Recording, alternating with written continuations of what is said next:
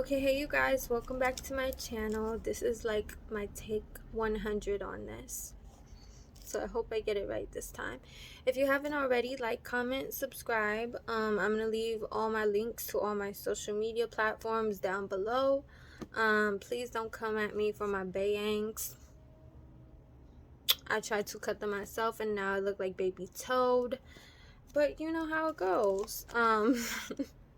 So in this video, now I'm like self-conscious about my bangs.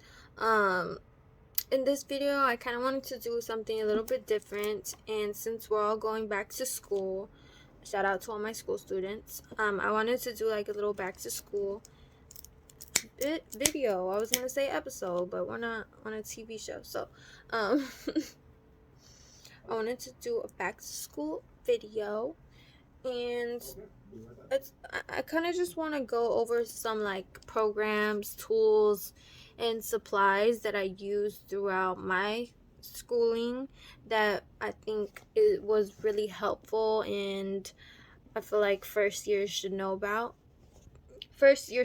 should know about. First things first, if your school that you're going to, and you might not know, but I would definitely look it up, check and see if your college has a first year program, and that's specifically for first year students, and they basically help you figure out what classes you need to start your semester with, and they kind of tell you about like different programs, and they direct you to a general counselor as well. And yeah, they really help you out, and they also help you with registration as well if you don't know how to register for classes. So definitely check out before you do anything to see if your school has a first year program that can help you start your semester as a first year college student. Aside from that, when you go to register and they tell you what classes you need, make sure 1,000% that you use the website ratemyprofessor.com.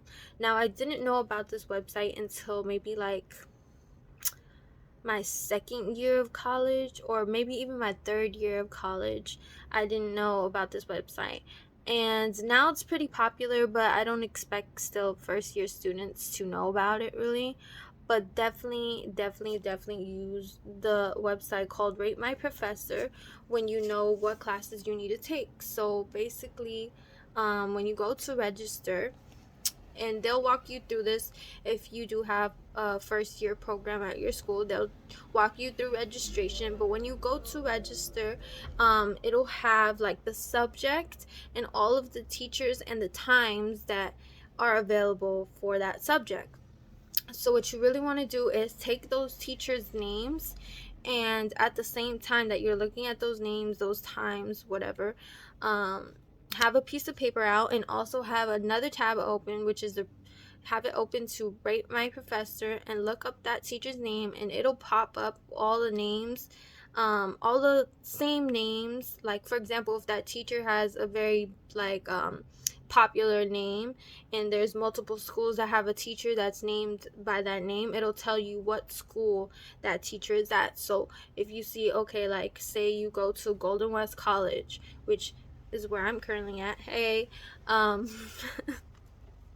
if you go to Golden West College and you look up a teacher by Jones, and that's a very popular last name, it'll show up all the different schools that they have a teacher named Jones, but then it'll say right beside it what school those ratings are for. Those ratings are for, those reviews are for. So then it'll say Jones, and then it'll say Golden West College, and you click on that one because that's your school, right?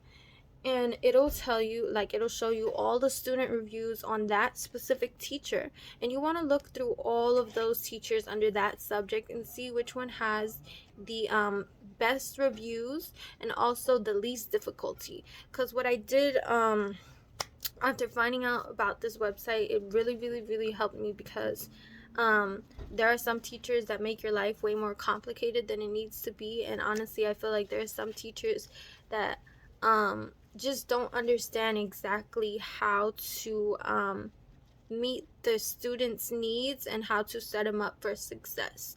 I just don't think that's like a priority for them, or maybe they just don't understand how to really meet the students' needs, as they should be, as they should.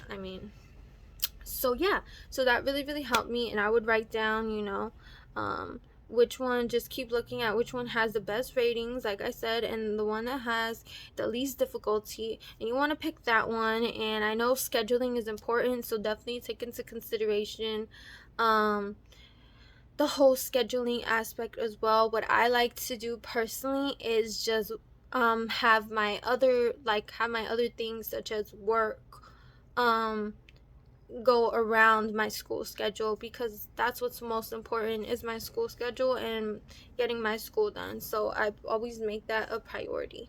And if you are a school student, I definitely would recommend, speaking about jobs, to apply to jobs that are like in the postal office field. um I am only recommending that because I have been working since I started going to school, since I actually not my first year of college, but within my second year of college, I was already working full time and going to school full time in order to get my financial aid. So that being said, I had to juggle a lot. My point being, in all of this, I have been working for a long time, and I've worked with a couple different companies, and they've all said that they work with school students, but really, really look into companies that actually just do your Google research and look up what companies work with school students, and it should come up. But I recommend going to like postal office positions because they have great benefits. And if you're working for like more of the corporate side of it, or I don't know if that's the right word for it, but I'm gonna just say the corporate side. So if you're working for more of the main hubs, like for example the main UPS hubs, they do education tuition, so they help you pay for your school, and they work around your school schedule, which is great. So yeah, definitely recommend that. Going back to like programs and things that would help first year students, I definitely want to mention EOPS, because aside from financial aid, if you qualify for financial aid, you'll most likely qualify for EOPS. And if you don't know what that is, I'll break it down for you. So EOPS was a program created for low income students, and basically they provide supplies for you, and you don't have to use your financial aid to pay for certain things. For example, when it comes to textbooks for classes, they're very freaking expensive, and you'll learn this the hard way. Also, too, don't buy your textbooks until the week of, or if you get a message or an email from your instructor personally telling the class that you guys need your textbooks, because most of the time you don't need your textbooks. But if you do need your textbooks, listen here.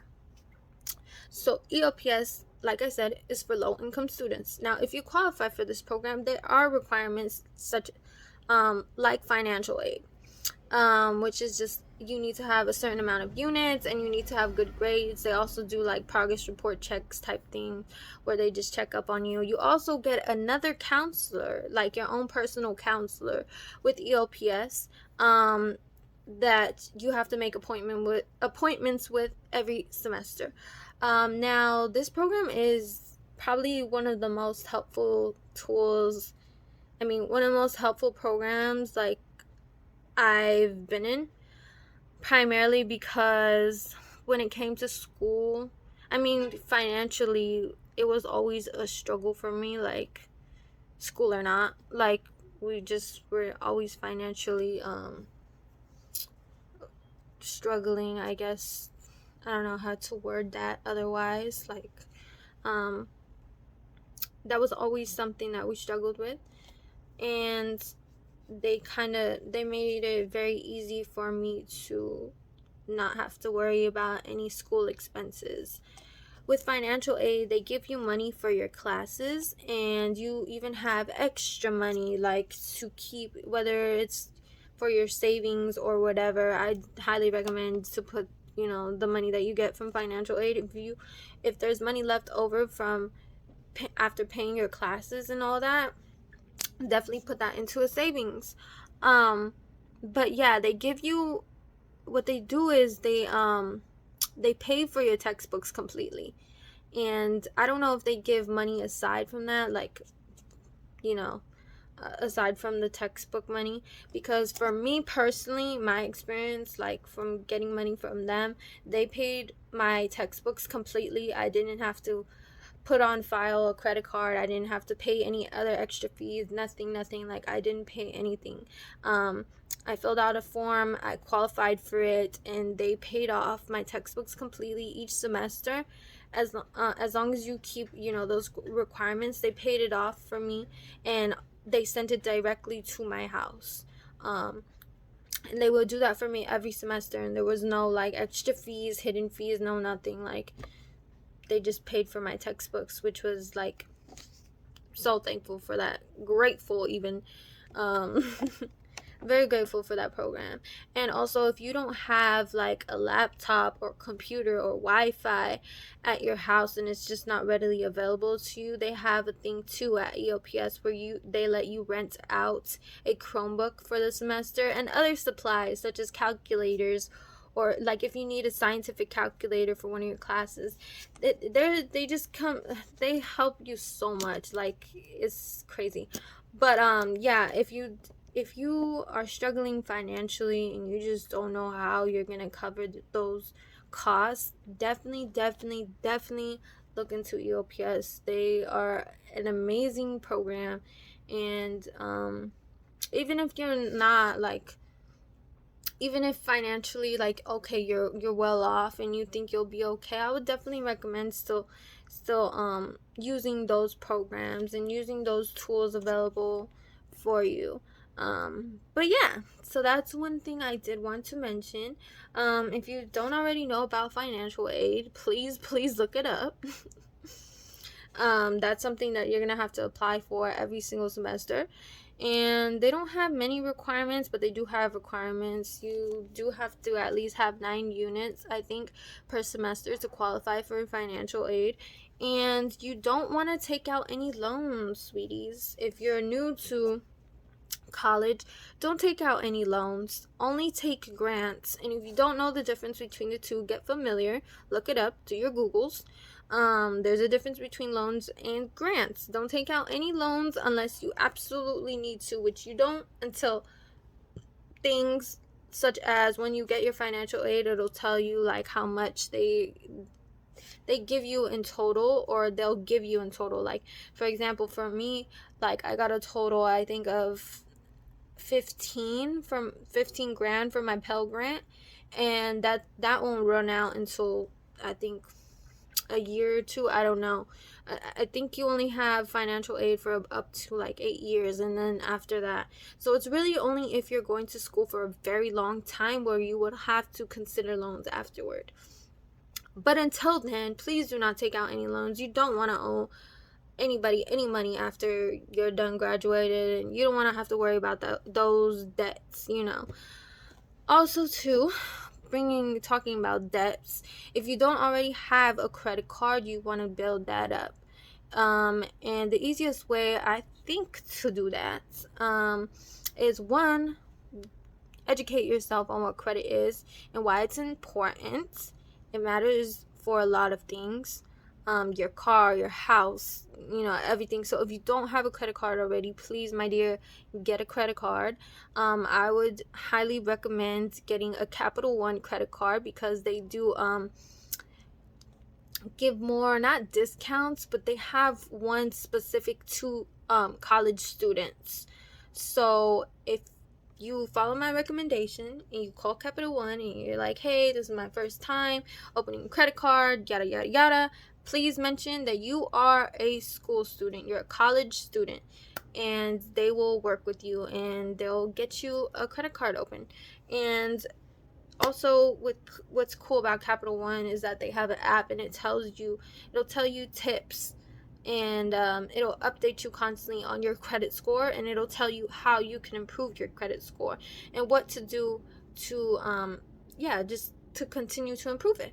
So yeah, if you don't already have a credit card, look into Capital One credit cards. Aside from that, I'm thinking of any other programs that really helped me. I think that's it. The main program that helped me the most was EOPS. Now, for my nursing students, you actually it's I'm not gonna lie, you have some difficult classes ahead of you. However, don't let people scare you into not wanting to do it or not taking your classes, or telling you that your grades aren't good enough or that you might not make it. Don't let people's doubts get into your head, because that will happen even outside of school. People will try and doubt you and fill your head with doubt and make you believe that you can't get to where you want to go because they couldn't get to where they want to go. And that's real talk. And I had a counselor tell me that that my GPA was pretty low, and that I should reconsider wanting to get into nursing.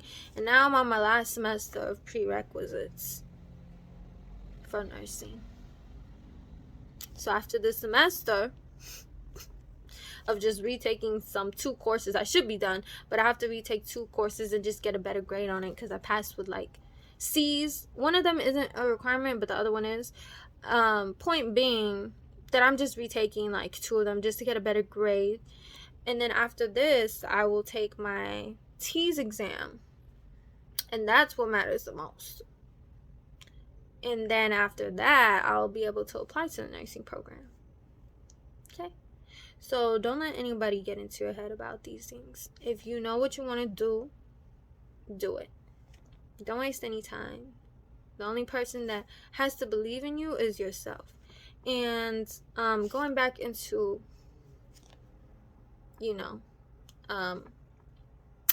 nursing. If you're just starting out, I definitely recommend you to get a nursing counselor, a counselor that specifically knows about nursing. And if you're not going for nursing, then make sure you do once you actually start school, because before your first year, they just give you a general counselor. But once you actually start your semester at the school, you're entitled to get a specific field counselor. That meaning that whatever you're majoring in, look and see if they have a counselor specific to that major, because they have more knowledge, more insight, more experience, more research in that specific field.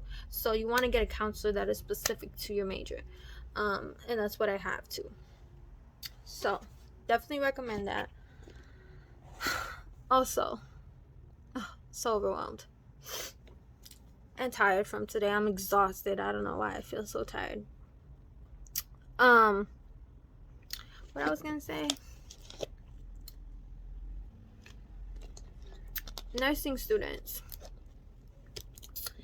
you guys will have it so much easier than my class did, because now the California state education laws have changed, and you don't have to work your way up to college level anymore.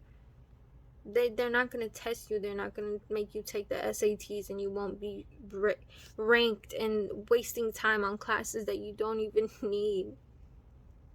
So while I was over here wasting like 4 years of my life for classes that I won't ever get credit for, y'all could go straight into your major. so it should only be so long, you know. For me personally, like I would take, with doing full-time working, I would only take like 3 classes per semester. Now nursing students, I wouldn't recommend, once you get into the portion where you're taking science courses, please don't take that lightly, okay? Because each science course also comes with a lab, which is basically like another class. So please, please take those lightly. Even if your counselor tells you, oh, take this science class with another science class and another science class, take them lightly. You might even want to take just that one with another class, and that's it. You might even want to do just 2, because remember, science classes come with the lab, so that's basically 3. Oops, I don't know how to count. 3. And yeah, just take those courses lightly. I think that's the most difficult part of your major, is just the science courses. But anatomy is more based on memorization, and that's actually the class that I'm retaking this semester, because I passed with a C, which makes no sense because everything else in my class was a B. Long story short, I'm retaking it. And so this is what I'm doing for this semester. I got myself yes, it's a coloring book. It's a coloring book. But I could color and write in the names. Also, what I like to do, because I have other books as well for anatomy, and if you want, I could link them in the bio below. What I like to do, and I remember doing this like not my first semester, but when I took anatomy the first time, what I would do is, these would already be filled out. Like I would have these little I think they're called bar charts, but I'm going to link them down below for sure. There's these little charts that you could get, as well as a book that I got from my dad on anatomy, and they would already have, you know, the stuff filled out, whatever. And what I would do is just put like post-its over it, and just have myself like try and remember like each part, you know, and then move the post-it, see if I was right, and if I was wrong, continue to repeat that over and over again. Another thing that I would recommend doing is breaking down words. I forgot what the word is for this, but break down words. So if it's a super long word, like for example, most anatomy classes, most science classes, they also mark you wrong if you don't spell the word all the way correctly. So that's why I'm telling you guys, like, break down words. So like for the word superficial, break it down so it's like, break it down in a way that you'd memorize it, and even say it out loud, even if it sounds dumb, like superficial. Like just do it, you know, even hands, like do whatever you need to do, say it out loud, clap. I used to do that. I honestly probably looked so dumb in class, but I used to literally be like superficial, just to break it down so I can remember how it's spelled when I go to spell it out, you know. Make it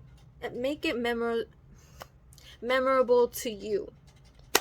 Also, another thing I wanted to do for this semester that's different, which this I didn't do the first time around that I did anatomy, and I think this will actually really help me out, actually writing it out and coloring in and all that. But I also think maybe what's it called, I think I'm gonna get like Play-Doh from the store and try and shape these pieces out, even though I'll be taking anatomy like in person. I think also too, like when I'm studying at home, I think I'm gonna just recreate some of these pieces myself and just try and memorize it with the Play-Doh pieces, so I have that hands-on experience as well. Do anything like imagery, tap on imagery, tap on hands-on experience, tap on like saying these things out loud, tap on all those learning techniques. Do whatever you can to make sure you memorize these things, because when it comes to anatomy, that's all it's about.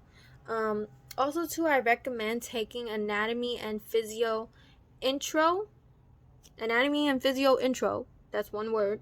Not one word, but one line. Before you take anatomy and physio separately, just because it kind of gets you ready for what those classes are about to throw you in. And if you had no experience prior to that, it's really, really helpful. So think about taking that before you take them separately. Anatomy is probably the easiest course that you're gonna take. Real talk. Physio is more about understanding, which it's just, each science course is a lot. It's a lot. So use all your resources, use tutoring, all of that. Most of the time, those science classes will have a tutoring session. If you can't make it, try to go to tutoring on campus and see if you can make it, or schedule yourself tutoring on campus if you can't make it to the one that your professor provides you. Definitely use all those tools, you guys. For physio, like I said, it's just understanding. What really, really helped me with physio is looking up crash courses. That saved my life in physio. Real talk. Real talk. Shout out to Crash Course. Also, I think you could use Crash Course for anatomy, which I'll probably do too, just to help me out, just to have it sink a little bit more, I'm going to be using all my tools. And then for microbiology, that was like personally the hardest class for me. Like, I passed by like 1%, but I passed. And I was working full time. And that was by far the hardest class, y'all. It was a lot. It was a lot of memorization, but also just a lot of information. And I don't think there's anything that could really prepare you for micro. It's just one of those things that you have to, go through. I did study a lot about virology,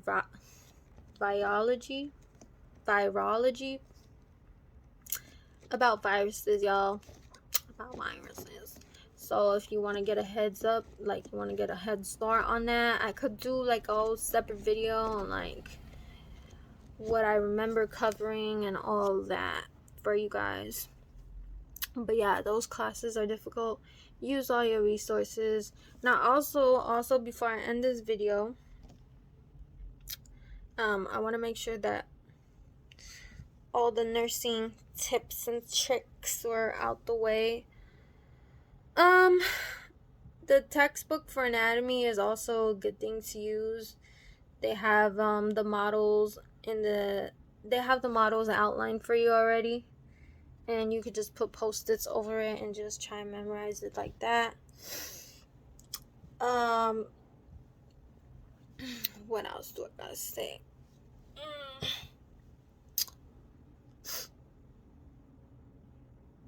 I think that's it for my like nursing tips right now, that this is my last semester. All I need to do is like get some volunteer work in, which I'm gonna do after the semester ends. And then also too, I got a bunch of textbooks for the TIAS exam.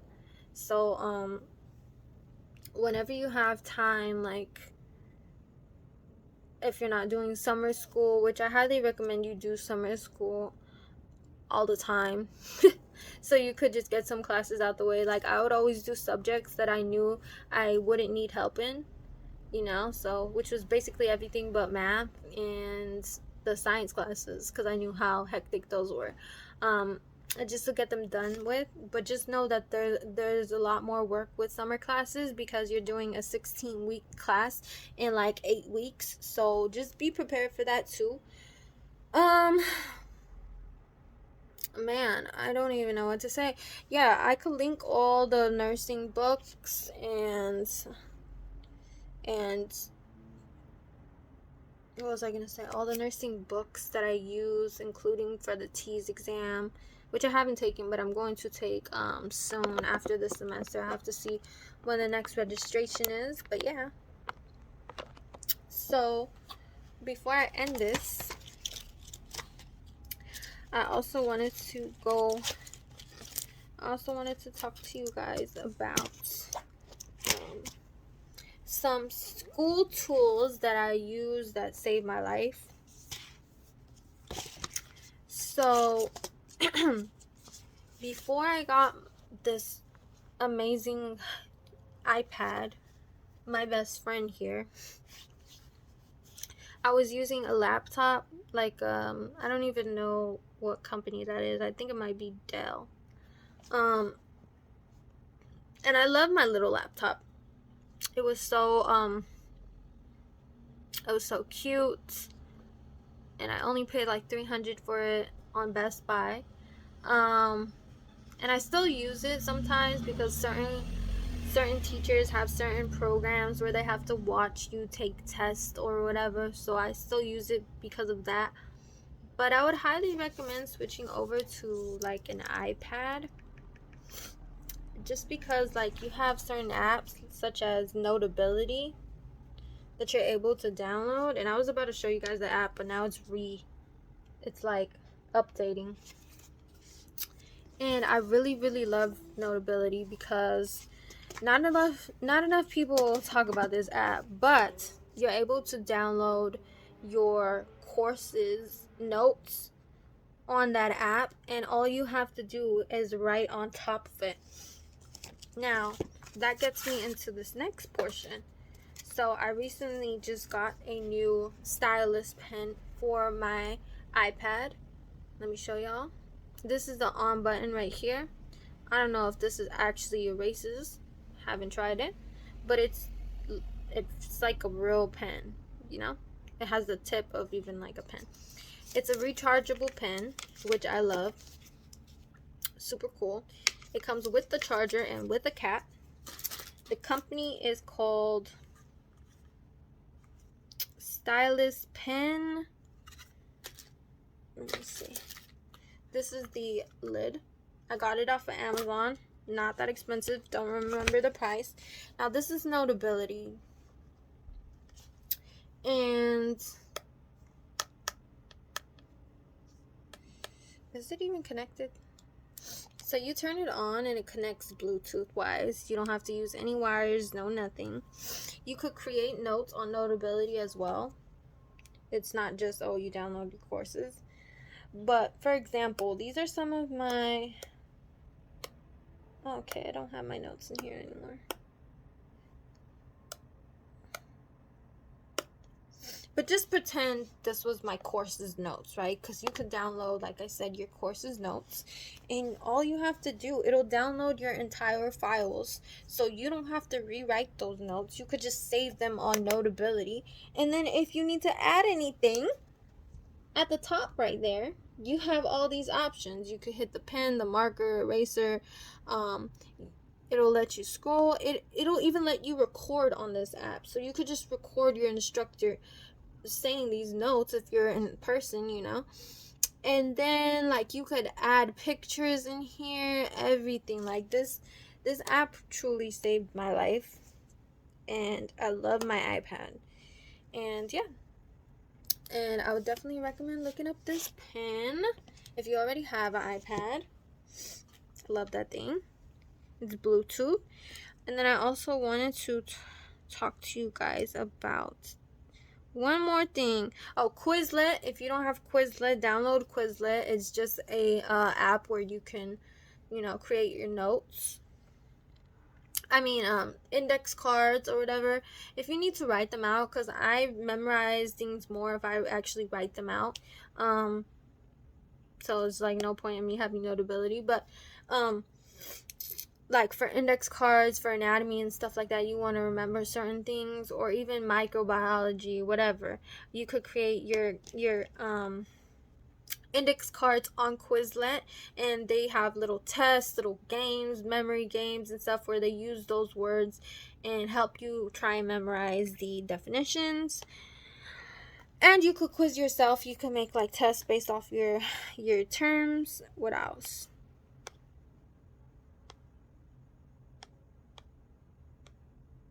I think those are the main two things that I use for school, is Quizlet and Notability, just to get that downloaded.